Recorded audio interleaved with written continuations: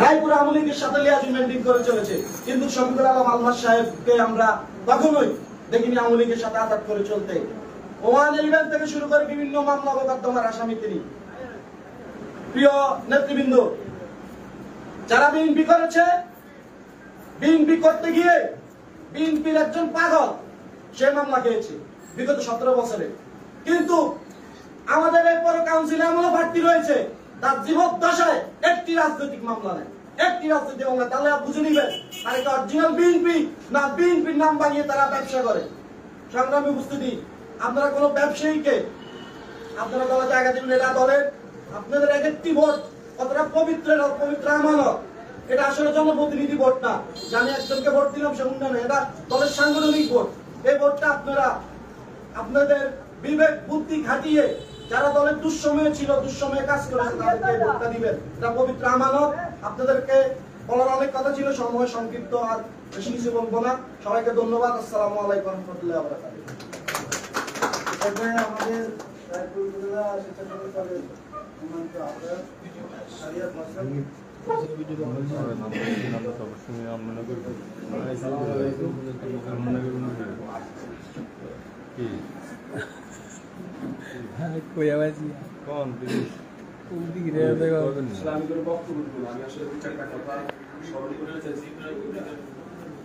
আপনারা যেহেতু আমাদের এই 3 নম্বর ওয়ার্ডের এখানকার মুখ্যমন্ত্রী, আপনারা আমাদের আপনারা আমরা যারা অঙ্গ সংগঠন করি, আপনারা আমাদের গার্ডিয়ান, আপনারা এই দীর্ঘ সময় দল করেছেন বিধায় আমরা তৈরি হয়েছি।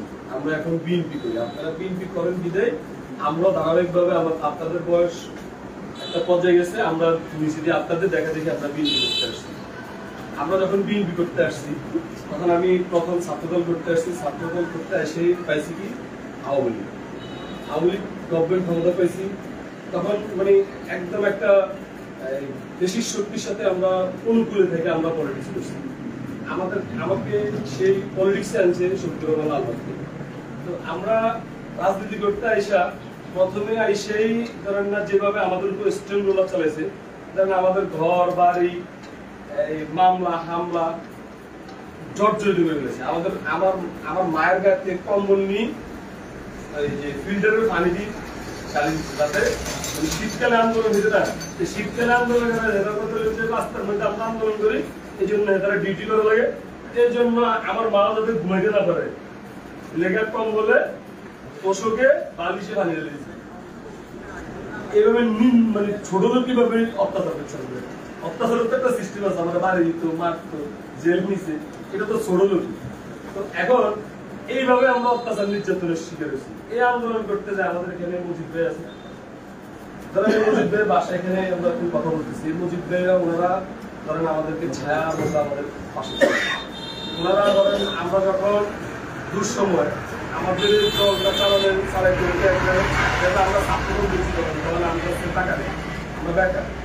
তখন ছাত্রদল করার সময় 500 টাকা আমাদের হাতে যে দিছে, এই টাকাটা এখনকার বাজারে 50 টাকা। এটা কিন্তু মজিদ হয়ে গেছে। ওনারা বয়সের কারণে আমাদের মতো ফাইট করতে পারে না, কিন্তু ওনারা আমাদের পিছনে যোগান দিছে, আমাদেরকে সাহস হিম্মত দিছে আন্দোলন হয়ে গেছে। ওনারা আমাদেরকে দিক নির্দেশ যেভাবে করবি, এইভাবে আসি এইভাবে আসি, আমরা এইভাবে করি।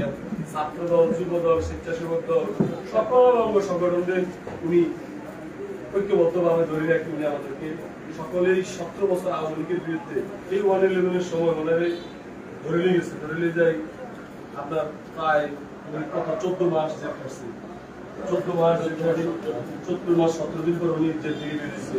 তারপরে ধারাবাহিক ভাবে একের পর এক মামলা বিভিন্ন ভাবে আওয়ামী লীগ বিভিন্ন ভাবে হয়রানি, বিভিন্ন ভাবে মামলা মোকদ্দমা দিয়ে আপনারা এগুলো আসলে মানে বক্তব্যের ভাষা, এগুলো সত্য ঘটনা, এগুলো আমি বলতেছি কিন্তু আপনারা জানেন না, আপনারাও জানেন। আপনারা তো এখানে নতুন না যে আপনাদের বাড়ি আরেক কেন যে আপনারা জানেন না। যেহেতু আমাদের এই ভোটটা সাংগঠনিক দলের ভোট, এই ভোটটাতে আপনারা তাকেই ভোট দিবেন যে 17 বছর দলটাকে আগলে রেখেছে। যদি শফিকুল আলমাস ভাই ওনার কর্ম দিয়ে উনি যদি দলের জন্য কিছু করে থাকে, আপনার ইমানি দায়িত্ব, আপনি যেহেতু আপনার একটা সাংগঠনিক ভোট, সংগঠনের জন্য যে কাজ করছে তাকে আপনারা ভোটটা দেবেন। আপনারা তাকে ভোটটা দিবেন যে দলের জন্য নির্যাতিত, যে জেল জুলুম নির্যাতন এবং নির্যাতিত নেতা কর্মীদের পাশে যে দাঁড়াইছে তাকে আপনারা ভোটটা দিবেন।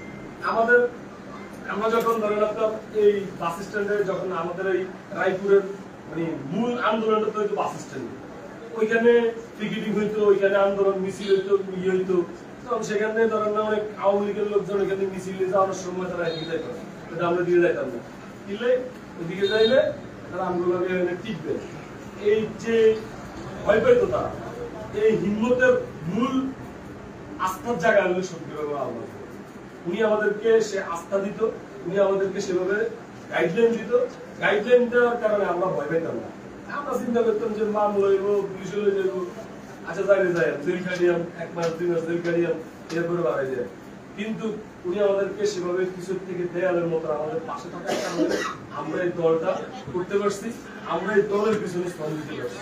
এখন আমরা এই দলের পিছনে স্তম্ভ দেওয়ার কারণে আমাদেরকে আজকে এই যে এখানে বক্তব্য দেওয়ার সুযোগ পেয়েছি, আপনাদের সামনে কথা বলা, আপনাদের সামনে কথা বলার সুযোগ না কথা বল নাই, এটা শফিকুর রহমান ওনার ভালোবাসায় আমরা আমি আশা করি আপনারা যারা আমাদেরকে চিনেন, আমরা দলের জন্য কি করছি, দলের জন্য যদি কাজ করি আল্লাহর দিকে চাই, আল্লাহর ওয়াস্তে আপনারা দলের সাথে, আমরা যারা দলকে ভালোবাসি আমরা কেউ কিন্তু দলের ক্ষতি করে কিন্তু চাই না। কারণ যদি শফিকুর রহমান আল্লাহ হারাই যায়, আমি তো এই ভোটটা আসলে ওনাদের পরীক্ষা নিতে হইব, এটাই মানে আমার কাছে লজ্জা লাগতেছে ওনার জন্য ভোট চাওয়া। কারণ কি, যদি যারা মামলা হামলাতে যদি তাদের সাথে যারা কোনো মামলা নাই, কোনো হামলা শিকার নাই, কোনো রাজনৈতিক তাদের কোনো কন্ট্রিবিউশন নাই, তারা যদি ওনাদের সাথে প্রার্থী হয়, আমি কাউকে ছোট করতেছি না, প্রার্থী হয়, তাহলে কি হইলো, তাহলে কন্ট্রিবিউশনটা কি সমান হইলো?